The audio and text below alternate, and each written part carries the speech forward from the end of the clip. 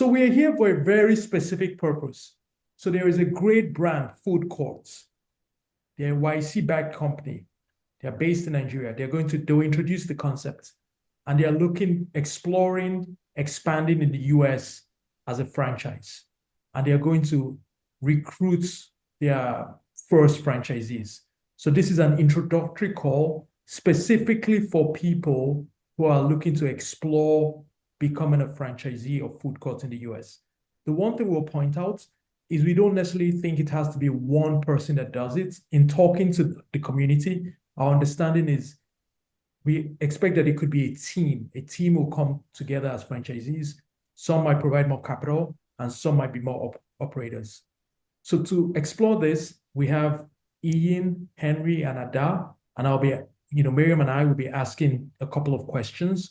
And really, the person that will be leading this the most is Henry, because he's the CEO and the founder of FoodCourt, so he's the world-class expert on this. So before we start, Ada, do you mind introducing yourself, then passing it on to Henry, then on to Ian? So Ada, please, if you can start. Okay, sure. My name is Ada, and I currently work as the marketing operations manager for FoodCourt. And then we have Henry, of course, who is our you. Okay, so that's basically a brief introduction. If you have any questions. Sounds good. I think we can just maybe jump to, I think, Henry, do you want to introduce yourself, or should we just go to Ian? Yeah, just a brief introduction. So my name is Henry Neji. I'm the co-founder and CEO of FoodCourt. Perfect. And then Ian, please, if you can introduce yourself. Sure. My name is Inyoluwa Aboyeji, and I am founder of the Fund for Africa's Future. We're investors in FoodCourt. Perfect. Awesome. Cool. So I think we'll start with the first question, which is just what does FoodCourt do fundamentally? We'll start with Henry. Okay, thanks. So FoodCourt is a virtual restaurant company currently operating over 17 virtual restaurant concepts from central kitchens in Lagos, Nigeria. So virtual restaurants, meaning tech-enabled restaurants optimized for delivery. So instead of running one restaurant with one menu, we bundle multiple brands together, which means we can serve different types of consumers, different types of customers at the same time, using the same kitchen, same staff, same equipment, allowing us to run a much more sustainable operation, save costs, and produce a lot more. Got it. So do you mind telling us a little bit about, in terms of numbers, the traction you've had? Have you had any success in Nigeria? Yeah, so the Nigerian market has been pretty interesting. Definitely been some ups and downs, but there's definitely been great growth over the past few years that we've been running. So at the moment, we're currently doing over 30,000 orders in Lagos in a single month, and with an average order value of a little over 15,000 naira. So, and we even have some customers that order up to 30 times in a single month. So this sort of tells us that, once people try it, they keep coming back. And, sometimes even lets us understand that, people are relying on FoodCourt for their daily feeding. And, that's the kind of stickiness that we're looking at, bringing to these new markets. Sounds good. So now I'm going to pivot to Ian. So Ian, why did you invest? What's the big vision you see here? Absolutely. I mean, regardless of where you live in the world, the vast majority of what you spend your money on is food. But in Nigeria, we have a very different experience from food than you do in the US. In Nigeria, when the average person thinks about food, they're not thinking about typically eating out. Typically, they're thinking about going to buy they're thinking about going to buy food ingredients and wasting time and money cooking those ingredients. So we saw FoodCourt as a company that was going to transform the experience of food for the average Nigerian, so they could price properly the time, energy, and effort they use in cooking individual meals. But America is a different kind of market, because when the average person thinks about food, cooking is an event, right? It's something you invite people over for. I always found that very interesting when I first moved to the States, that dinner was actually something that people did as an event. You would invite people over and all that. Meanwhile, here in Nigeria, that's just like every day. Your food is even left in the pot for you to go and eat. So I feel like we saw an opportunity to actually take away, and when you look at the experience of food in the US, you actually find there's a lot of inefficiency, right? You mostly find you're dealing with real estate, you're dealing with power, you're dealing with plenty of permits, both the ones you need and the ones you don't need. And we thought that virtual restaurants were a way to get away from all of that and to actually build a pretty scalable experience of food where people just order into their homes without thinking. And I think specifically, they've done a fantastic job. They've served over 1 million meals in Nigeria. And we're looking, as we always do, given our track record, for them to conquer the world. And that's why we're excited about this partnership. Awesome. Yep, yeah, we're definitely excited about FoodCourt. And in general, we'll say like the US, like we're ever since COVID, there's just been an acceleration across multiple concepts we work with, where ordering is just the main way. So it's dining is, and obviously we think there's a gap in the market with food courts. Cool. So now I'm going to go back to Henry. So Henry, do you mind describing kind of the technology a little bit more, the app, the data, how you differentiate from, let's say I wanted to start a Nigerian restaurant on my own in the US, what kind of technology do you offer?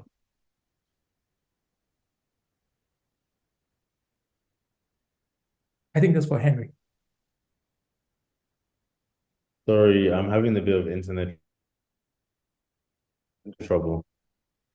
Yep, I was just Sorry, give me a describe second. the technology aspect of what you do, like the app, data, in slightly more detail.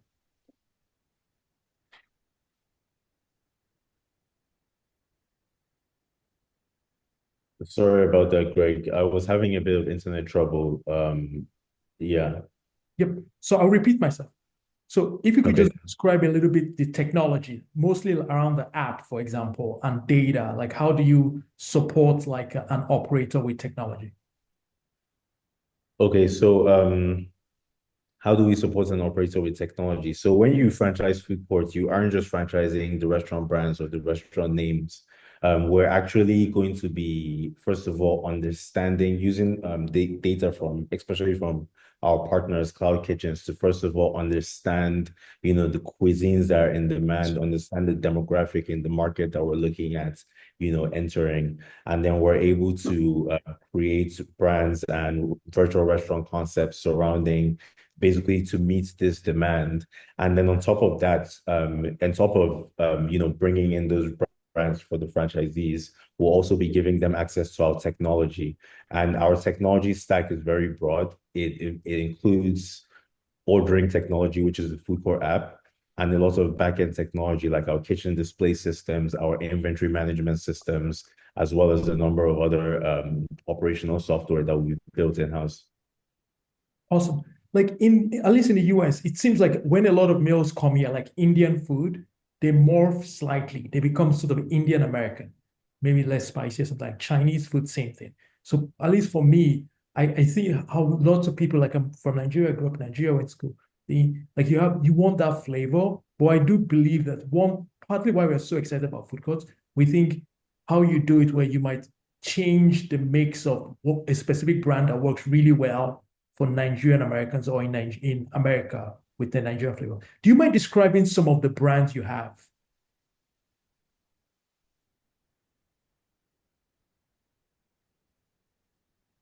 It looks like Henry first. I don't know, Ada, if you want to. Sure, I can take this. So for the brands we currently have in Lagos, I think like Henry said, we try to create like brand concepts around the things that people actually order. So we have brands like our local brand called Mama's Kitchen that has a lot of our local delicacies like Igbo traditional meals or Yoruba. We also even have because we also know that in Nigeria there's a market for like international cuisines like Chinese. So we have brands around like Chinese food, like our Chow Asian. We also have healthy brands because we also know that there's a fitness like market. And so we have a fitness brand called Good Greens. Then we also have our normal Nigerian staples that everybody's used to, red pepper that has our jollof rice, our fried rice, our asaru. And then we have like finger foods, like our small chops brand, where it's a variety of the normal small chops that has spring rolls, samosa, and puff puff, and then the more international finger foods that has like corn dogs, hot dogs, we just try to mix it up and like meet the demands of our population. It's basically that makes concept. sense. Perfect. Thank you. So, Henry, Ade was just telling us the brands you have, and it might be helpful. Do you have I know you go off data. Ian has told us how you really like data. But one thing is, do you have a thesis? Do you have some ideas of the types of food that you think will work well in the US? Oh yeah, definitely. So we're particularly looking at markets like Houston, Dallas, DC, markets with large Africans in diaspora. And, from the data we've learned to understand is that, we would be providing a lot of food for the Africans in diaspora, first of all. But besides that, we'll also be tapping into other communities, like the Mexican community, for example, potentially hyper-localizing menus and offerings for those communities in these markets as well. So who is your ideal franchisee? If you could, like an imaginary person, who is your ideal franchisee? Henry, so who would you like to be? Like, what kind of person will you be looking to partner with in the US?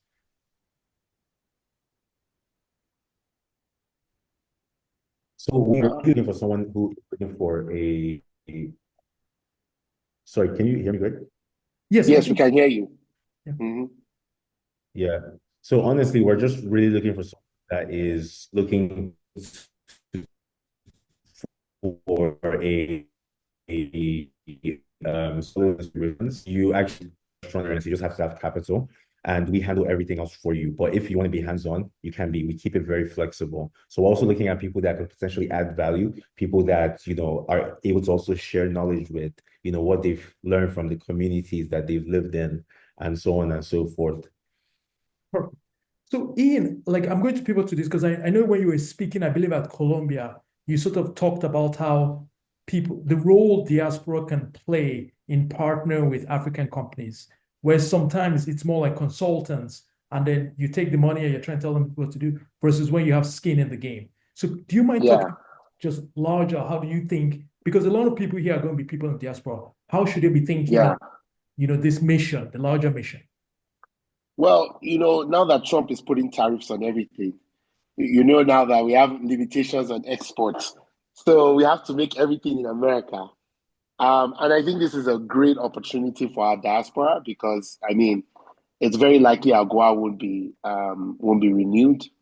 So in thinking about the future of trade, the only kind of trade that would make sense would be digital trade, which is exactly what we're trying to do here, where we're exporting you some brands, a license, a fantastic app. And then on the ground, we can work with you to figure out, and actually you guys have much better infrastructure, like cloud kitchen infrastructure already existing. It's going to be very cheap, much cheaper than it costs us to build the one in Lagos. Henry can tell you the horror story with that. Yeah. Sorry, I have a cold, so forgive me. Much cheaper to build the one anywhere in America than in Lagos, particularly in most metros. And we can just walk you through the same thing, but you don't have to start thinking about customer acquisition. We can leverage our cheap marketing support in Lagos to give you more customers. We can hyper target. You're not going to have to hire very expensive people. And you have the benefit of putting multiple brands on your popular destinations like Uber Eats, even including ours as well. Right. So I think the big idea is if you're diaspora, what you need to be thinking about, what I was saying that time was I always find that sometimes when we send money back home, and that's our only way of engaging with the continent, we're not thinking about ways we can grow the economy from the continent, right? From where we are, how can we export Nigeria to the world? We're only thinking about how can we bring money back. And the money you send back home, we just eat it and shit it. That's the truth. If you invest in a cloud kitchen, a food court cloud kitchen, and the proceeds go to build a proper school or to pay for a healthcare center back home. Or you get really rich and now you can spend ₦1 billion to come and unseat your useless governor. We'll rather that than, you send money every day and nothing happens. So I think for me, I'm just saying we got to get smarter as an ecosystem of immigrants about how we invest for our collective success, as opposed to just following the tired tropes that our parents left us. I mean, they did what they could at the time, but we're of a different generation, so we can do better. Yep, for sure. Like at least for me, franchising in the US, there are 800,000 franchisees. Like a lot of them are immigrants from Greece, Italy, Asia. But like, if Nigeria can figure this out, this is something that can be really sustainable. Okay, so now let's get to the hard question. I know I worked on this with Ada and I'll address it to Henry. Like, how much does it actually cost? So if we wanted to open this, what kinds of numbers are we looking at? Well, it really depends, and we would be happy to share the details with the people who are interested in the model. But one interesting thing is that with our partnership with Cloud Kitchens, we've been able to have a very asset-light model where even the rent comes in monthly payments. The kitchen is partially set up, and it's already in a very strategic location. So the franchisee doesn't have to go through that stress of, understanding where the best location is, having to, we support them with all the environmental and city codes and just make sure that every single thing is up to standard and we get them started. So the price usually varies based on the particular location, but it's a fee that is paid on a monthly basis. Sounds great. Yeah, so I do think the cloud kitchen, the fact that there is no brick and mortar makes a huge difference, at least in the US and in a lot of the areas, urban areas, it's great. Okay, so another hard question though. So what's the supply chain? Like are there items that you will need to get from Nigeria, or is there already a situation where Nigerian Americans are already cooking in the US? Do we have an idea of how will we get the ingredients?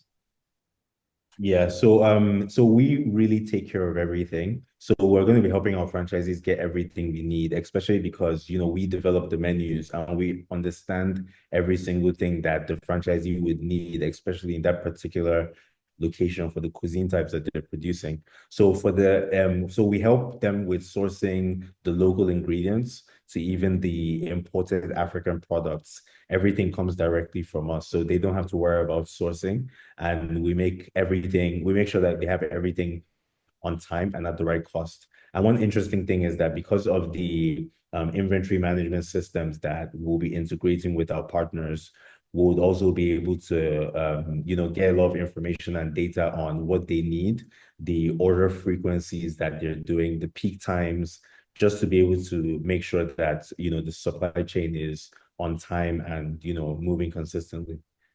Yeah. Okay. So now, do you think, I think this is a question and it's more hypothetical, and to be honest, we might address this one to Miriam. So do you think like non-Nigerians will eat Nigerian food? So do you think it could become something like that? So I think we'll start with Miriam, but I guess Miriam is biased. Well, I'm from Uzbekistan, so I understand kind of like that once you're away from your country and there's like this very specific food that's not cooked anywhere else in the world and nobody makes it the way people from like your country make. And I think being in New York, I see the extent to which people are actually very curious about like different types of food. So like I went to Georgia and then I go to this Georgian restaurant and I see like people that have never been to this country, but they really appreciate the food and all the the food scene in the cities that you mentioned, like in Houston, in New York, in all the big cities. There are like major food blogs or like Instagram, so people share. So I think there's like a lot of hype and excitement and kind of like interest being generated in the cities. For people that are not, from those countries, but are just excited to try it. So I would say definitely. I'm personally also very excited to try. If I can say something about this, I would say one thing I noticed about Nigerians in the US is that Nigeria has a bad reputation, but the Nigerian in your circle is the best person. I was always writing, oh, I have this Nigerian doctor, I have this Nigerian, like he's so good, he's the best. And I think that part of what makes social gatherings amazing is food, right? People come together over food. So I think that, the beauty of Order In as a strategy is that you can actually bring these people into your home, but you don't have to do all the sweaty stuff, associated with getting the food into being able to create that social environment. So you can have a cookout, and that this happens a lot, but it's just not, you always have to have this Auntie Lola or, somebody who is probably doing it inside her kitchen, no safety code, no, so I really think, I mean, we're going to go into product strategy, but like, you know, optimizing for party packs, optimizing for group gatherings, that kind of stuff. That's really what it is. And I'm sure all of you Nigerians on the call, you'll be customers yourself because you're probably hosting people, because that's a Nigerian thing. That's how we make all our friends. We host. We're the guys who bring people into our homes. We don't think it's weird for people to know where we live. Um, before we even know, their children's names. So that's, I think, how things are going to spread. And because it's Order In, there's no stigma. You can just order if you really like puff puff. Um, you know, you can order those small chops, and nobody can guilt you into healthy eating. Yeah, at least for me, two of those things resonate. Like, I was with my sister Monica, like you know her, and then we basically were hosting like a good friend of mine. She actually hired me to work at Goldman a long time ago, and then she kind of insisted that when she's coming with her family to visit Monica, that we have like Nigerian food. But Monica doesn't know how to cook Nigerian food, so we had to travel for 2 hours to order it. So it will have been really convenient, and I do think like that would be a use case. I think there is some stat like Nigerian Americans are like in terms of ethnic groups, like highest, usually they make a lot of money. And then so related to that, I think another strategy that I think is worth thinking about is partnering with people. Maybe they work in large companies, Facebook, Google, and they're Nigerian Americans, and bringing our culture, because there's an element where, like, anyway, something I talk about is like the map is not the territory, like what you know of people in their words. Someone can really vilify you, but when you meet them in person as God made them, it's different.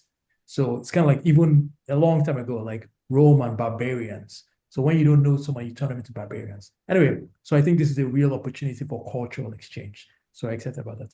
I guess, Henry, do you mind talking a little bit about that? Like specifically what we would like to know, a lot of franchisees, they worry about demand. So it's kind of, I think most people will agree that you've done this before, you've done this, you've served a million meals, you can teach them. So it's almost like it'd be hard to dispute that. So how do you help people will you help the franchisee drive demand so they can actually make money? I believe that one of the main strategies we're going to take is just understanding the demographics and the populations of the locations that we are going to prioritize as the best locations for the franchisees to get into. And then we are pretty much going to be operating like a startup, building from the ground up, trying to infiltrate communities, campuses, workplace communities, and so on, just so that we can actually, spread that word as cost effectively as we possibly can. And then, as time goes by, we'll be putting a bit more into advertising as well, social media advertising, as well as, local and outdoor advertising as well. Sounds good. Yep. We actually have a question from the audience. So someone is asking. Yeah, so I do think like it's like, so this is primarily in the US. So I think read the question because not everyone can see it. Yep. So I think someone is asking like, do you need to be in the US to own a franchise? So I'll say like, I'll be happy to type this answer, but I think right now, so quite frankly, like this was something on my end when we're marketing the webinar. Like we should have made it super clear, like this is for, franchisees in the US. That is the cool. Well, can I say something about that, Greg? Yes. I mean, look, if you are an operator, I don't want to steal Henry's shine because he's still he's the entrepreneur. But I was just thinking that if you actually get something set up, if you have an operator who seems like they know what they're doing and they get something set up, we have a lot of Nigerians who would like to invest for the dollar yields. So we can always pull that together. We haven't, I can, if Henry will allow me, I can pull that together for them. So don't worry. Yeah, I would definitely just add to that and just say that we are very flexible, especially for the model that we're running and, the amount of involvement that we're trying to put into this as well. I think it's definitely something that we can have a conversation about. Sounds great. Yep. So I'll say what we'll say is anybody that's sort of interested in being a franchise, please feel free to follow up with an email, let us know, and then we'll set up really the way this will work. We'll set up one-on-one calls probably with Ada or Henry. And then, once we make sure you're qualified, you're serious, then I think they'll be able to open up a lot more with the FDD and walk you through exactly how we can make this happen. So this is a very introductory call to tell you this is what we are trying to get done. And we do have powerful people behind it. I imagine imagine we open in the US, I guess we'll insist that, Ian comes for the opening ceremony. Yes, you don't have to insist. It's part of my job. Yes. Cool. Sounds good. So I think, to be honest, I think for now, those are all the questions I have. I don't know if Henry, if you have anything you want to present, or Ian, if you have anything you want to say. Yeah, I think, look, one thing I do want to say is, look, this is an opportunity for serious entrepreneurs, and we're trying to build this together. We're not going to figure everything out. There's a lot that we expect an entrepreneur who wants to do this should understand about the restaurant business. But I think this is an example of how to, you don't have to worry about brand. You don't have to worry about technology. You don't have to worry about how the kitchens, at least some details of how the kitchens operate. You just have to sort of build the deep networks. And I think this is a fantastic opportunity to build a great family business, that can yield into the future for very little. So I'm looking forward to the first group of people. I'm going to be on hand to provide support. If you're doing it in Houston, I'll make sure to order all the time, even if I would eat the food. So that's what I'll say. That's awesome. Cool. So I guess, Henry, is there anything you would like to, mention? Nothing much. Just the fact that, I think this is a really great opportunity, like Ian has said, to actually build something, by Nigerians for Nigerians in the US market and potentially scale that to the standards that we've seen, multinational companies from other markets do as well. And I think it's something that we're all going to be very, proud of in the long run. Awesome. Yep. So I think this was super helpful for us. And then we are going to try to do our job of get serious qualified franchisees. So please, if you're interested, please reach out to me, reach out to Miriam. You can also reach out to Henry and Ada directly.